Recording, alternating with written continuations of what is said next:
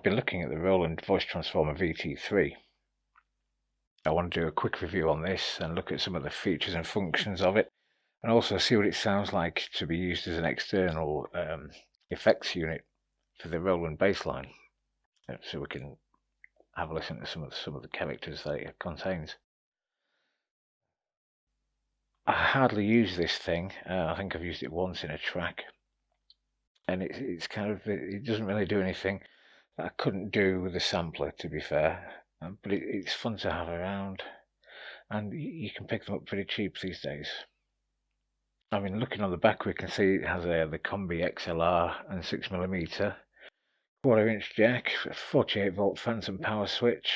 It's got stereo outs, which is unusual for a voice transformer, but we can use the switch to send the process signal out through the left mono jack, and the raw signal out through the right bypass jack. There's also a jack output for a sustain or expression pedal, which can be used to switch the bypass selector. The jack is also configurable. There's no MIDI DIN socket, but there is USB, and since the version 1.1 update, the MIDI features were improved to include program change and also control change to change the VT3 functions with CC messages or to change the program memory.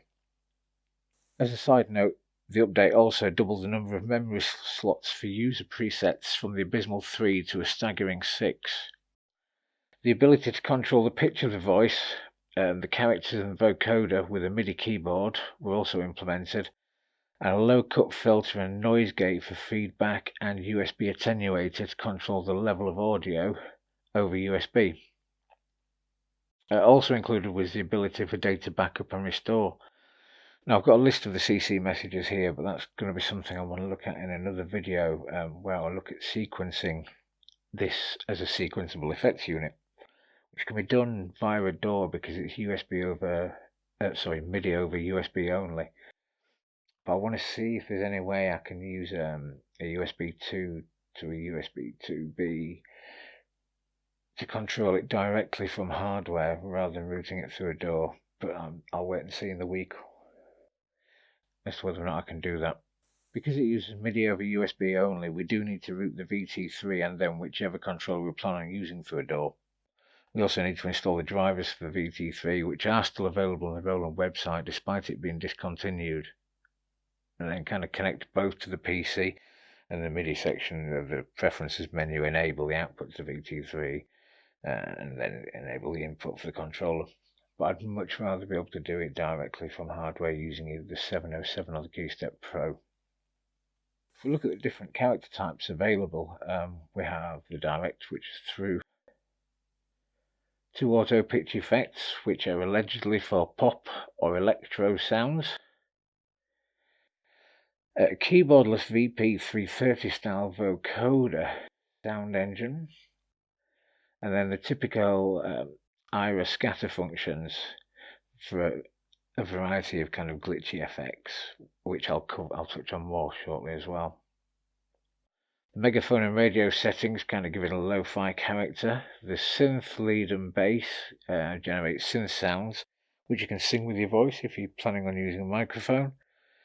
And synthetic sounding voices using the preset robot button, which locks the tone to create a monotone effect.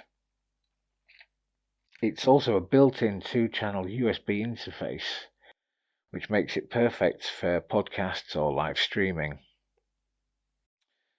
A couple of tips for this: if we hold bypass down and turn the character wheel, that sets their noise gate.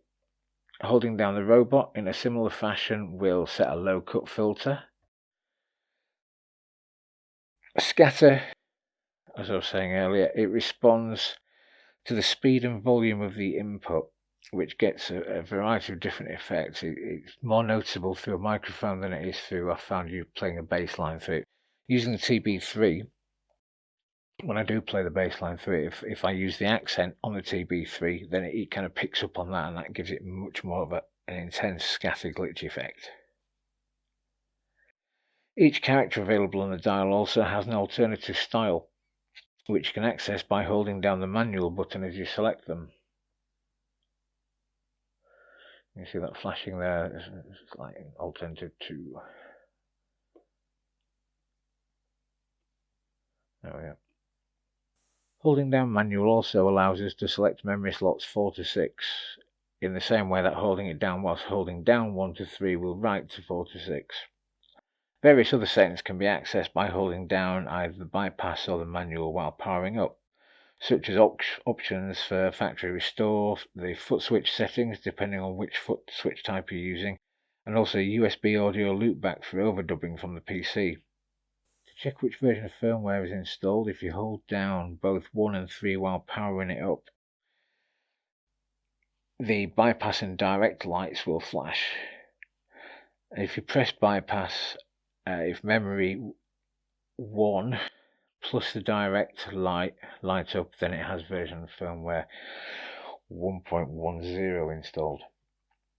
I'm going to have a listen now through playing the bassline through the TB3 so we can hear what it sounds like as an external effects processor.